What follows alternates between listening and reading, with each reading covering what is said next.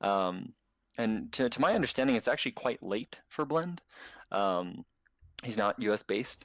And so, he's already going through a slog, I mean, we've been streaming for 4.5 hours now, right? So he's been up and around, and we'll have to see kind of what we got going here. But we do see, is that the Napalm launcher in left hand? I I wow.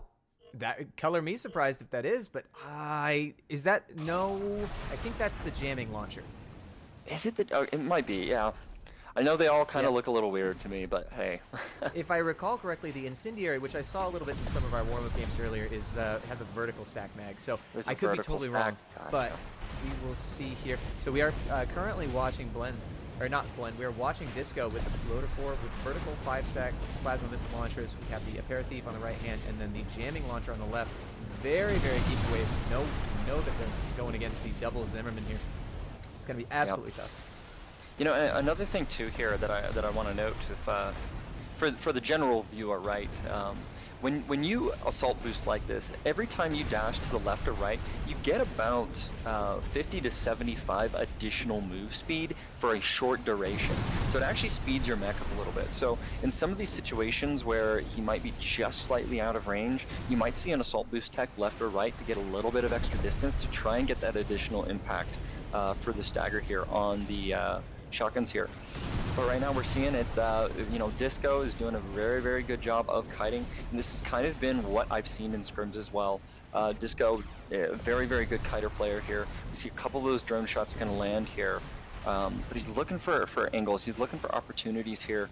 Blend trying to get around that smoke screen there, does a nice job of re-attaining lock pretty quickly here. Just gonna follow him now. He's getting a little bit closer here. He needs to try and back him into the corner. He goes for the shot there.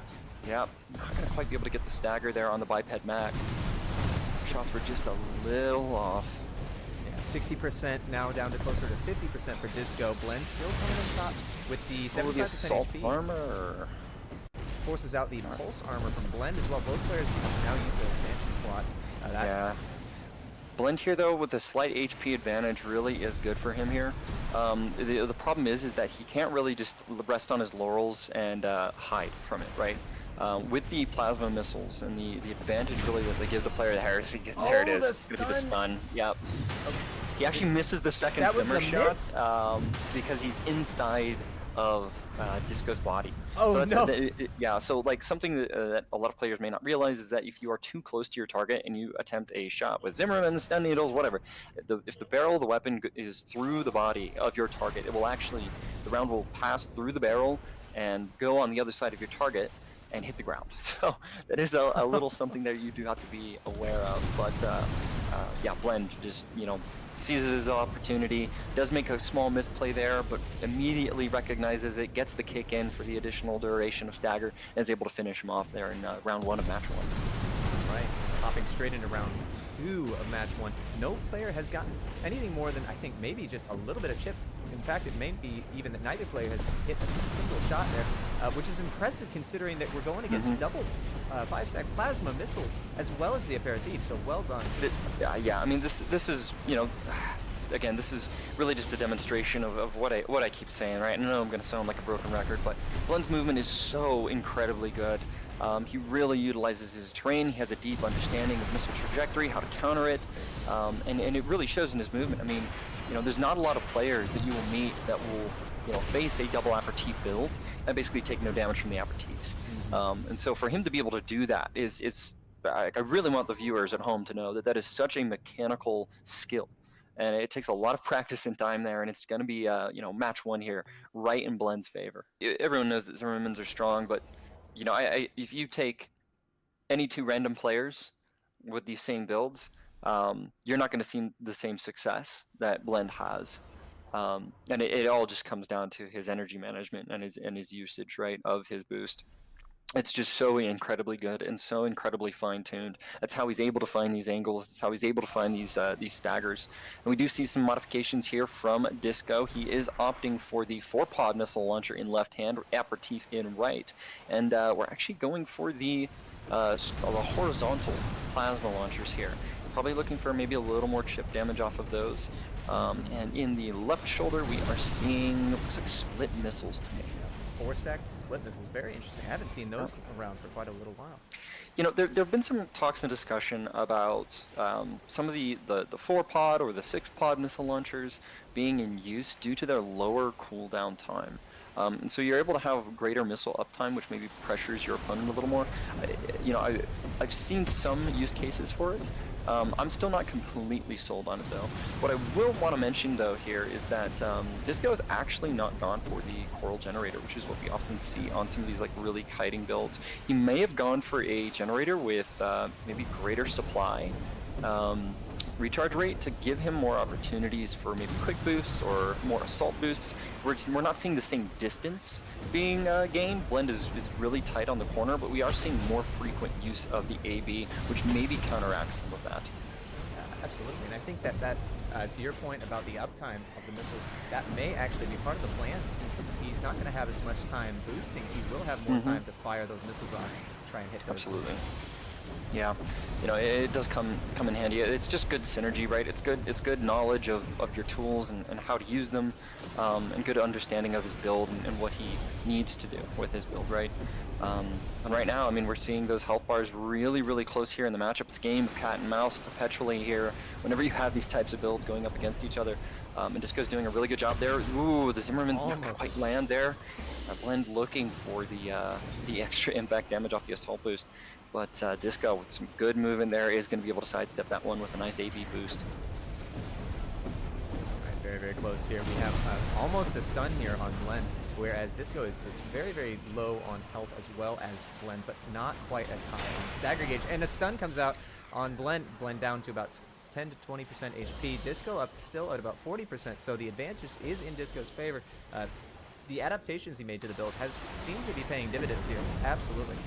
Yeah, 100% here. I think the missile choice is probably instrumental to this.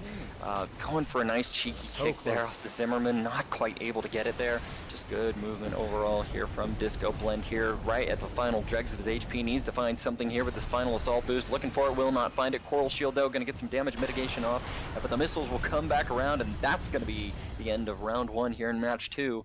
Disco trying to put it up there, and we'll see if Blend's up to the task, but it's going to be a tough one here. Yes, absolutely. I'm going to go ahead and answer a few questions on the Discord, but I am very excited to see how this goes in round 2 of match 2.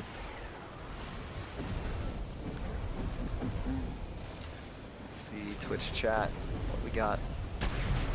Hardlock kicks are just the problem. They are pretty strong. Now, I'm interested to see, I would assume that both players are using hardlock, obviously. That seems to be one of the most consistent things, but I'm also interested to see if that is something that we want to think about as like an entire community. Is hard locking so strong that you can't even break someone's ankles anymore? Because one of the things that I know that was important in previous games was really being able to aim effectively and being able to juke out of the opponent's line of fire. Yeah, I mean, it's definitely mitigated just with the mechanics, right, of hard locking. I mean, it's a different game. You just don't have some of the same mechanical plays that you may have had in previous EC6 games. What I will say, though, is that, you know, there are some builds that don't necessarily require the hard lock. A lot of the kiting builds don't require hard lock. It's just something that, you know, maybe I would even say in some situations could be a disadvantage, where you're hard locking an opponent. You go to assault boost, you don't, flick your right stick appropriately to break it, and then you assault boost right into your target. So, you know, there are just some basic things that you need to be aware of. And some of the kiting laser builds, some of the kiting linear rifle builds often will utilize the soft lock for the, I think it's like 7% accuracy bonus that you get out of it. What I would say, though, is just generally and overall, AC6 is a game where you want to be in each other's faces, typically, with how most of these weapons work. And so, you know, with that being said, the hardlock does kind of make that a lot easier, right? When you can assault boost at that hardlock target, and kind of get a little more accuracy or less directional input, I should say, is required of the user. So now your mind is not thinking so much about, you know, those micro movement changes that you need to make, and you can be more focused on other mechanics. So I think there's some trade-offs that you make inherently with the way that AC6 plays. But again, I don't really have any experience with previous AC6 games, so I'm not going to pretend to know what that was like in previous generations, you know? Oh, sure, absolutely. And one thing that's also important to point out, and this, we don't necessarily see this with the current set of weapons that are very, very popular in the meta right now, but the hard lock does actually decrease by, I think, close to 15% or 20% your accuracy or your lock-on time when actually using hard lock. So it really does prove to be very, very negative if you are using something that needs a consistent lock-on and you're not able to damage. keep that. So yeah, and you'll see a lot of the Zimmerman users and other weapons just in general that utilize, you know, big damage. So it could be songbirds, it could be spread bazookas, it could be stun needles, it could be Tranos, whatever.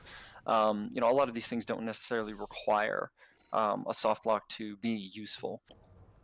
All right, absolutely. Let's see if there were no changes, right? To your point, there are no changes. So both players confident that they are going to be able to out-technique their opponent here. Figure out what they missed in the last one, if they did miss anything at all, and adapt. Yeah, it'll be interesting here. I mean, it's really just going to come down to whether or not Blend can get his hands around Disco, right? So we'll have to see. But it's again, it's just movement. You know, one mistake from Disco really kind of seals his fate, to be honest. And you know, that's something that we need to be aware of. Is, you know, these players are playing at such a high level, and there's such a delicate nature to, you know, one movement mistake completely throws around, right? And these players are playing on a knife's edge the entire time. I mean, you know, we're sitting here in game 3.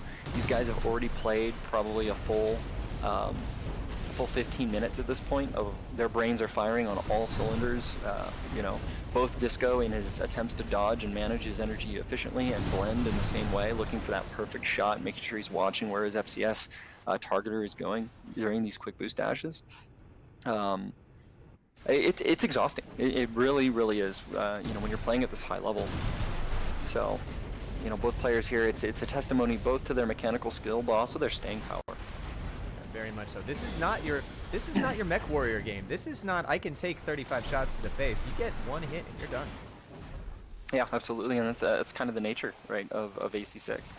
And you know, that's part of what really differentiates and separates the best players from the good players, right?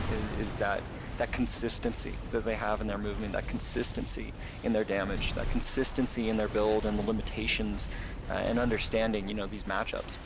There's just so much to take into consideration, and it's a spectacle to see. Yeah, absolutely, agreed. And okay, so interesting in chat, he stayed with the Zimmers, but I mean, he's won it before. He can win it again. It's going to get big damage there off too, but a nice assault armor there is going to be able to get some damage off. But it's another Zimmer shot. Gets a stun off down. And, you know, this is exactly what I'm talking about. Like, one mistake, right? One movement mistake completely sends this in Blend's favor. Yep, agreed. Vox, you have a good point. That was a misplay. It was a misplay. He was on the winning side of that. He just took a hit. Yeah. It's that AC6 fatigue. I mean, we're sitting here in game 3, right? All right, your opponent is looking for you, so I'll let him know that. Just a minute here. Gotcha. All right, so this is gonna be interesting. Is Disco gonna be able to take a moment, hide behind here, take a little bit of time, put his faculties together, and bring it all together? Nice little pop up to try and get some damage off, but Blend immediately turning back into the pit there. I mean, you got to respect it, right? Just the ability of these players to recognize the danger and find appropriate, suitable cover on a very barren wasteland of a map, right? Oh yes, absolutely. And I think, you know, you've touched on this a little bit, but there's so much that when we're watching this, it doesn't seem like there's so much, you know, movement in here. Like, oh, he's hiding behind, you know, hiding in the thing. When do you hide in the crater? When do you be hyper aggressive? When do you make those moves that are going to win or lose you the game? Yeah, and we saw there Disco going for kind of a risky play, dashing over, trying to get some missiles into the pit. He might go for a little bit of altitude here this time to try and avoid some of that damage that could come through from Blend. But I mean, yeah. Oh no! It's a nice assault boost dodge there to avoid the Zimmer shot. Gotta respect it there. he took a risk. And this is the thing, right? You expend some energy upwards, right? And Blend immediately sees that as an opportunity to try to rush in with an energy advantage using those Burzels. But a really nicely timed assault boost dodge there from Disco actually sidesteps the Zimmer shot and takes almost no damage and no punish for it. But still here, these health bars, these AP percentages, very, very, very close between these players. I can't even tell right now who is in the lead. It's so close. It looks like barely, just barely, Blend is, and as I say that, Blend is back in the lead. We've seen the damage is going from left to right here. Right now, Blend is in the lead. You can see that purple bar just flashing at the top there, indicating who has the AP advantage right now. Now it is in Disco's favor. But if Blend can get in and hit that Zimmerman shot, potentially that goes, you know, and flips right pawn back. Yeah. Very close. Much more patient play styles when compared to this last round. Blend has really made a lot of adaptations in their, you know, the style of play, not just, you know, what they're bringing to the table, but also the mindset with which they're playing. Yeah, absolutely. I mean, he's playing maybe a little bit more reserved here, and I think it might be in part due to those split missiles on the back, right, and the frequency in which they can be launched. You know, we've seen him play a little more passively inside of the pit here in this match 3, but it looks like this round might be just going on over in Disco's favor. He's only got 10 seconds to really make something happen. Blend's going to go in for one last coup de grace charge here. Going through the missiles there, looks for the Zimmer shot. Actually, we'll find it, and that's going to be there in Blend's favor. Takes it with the Zimmer shot at the very end.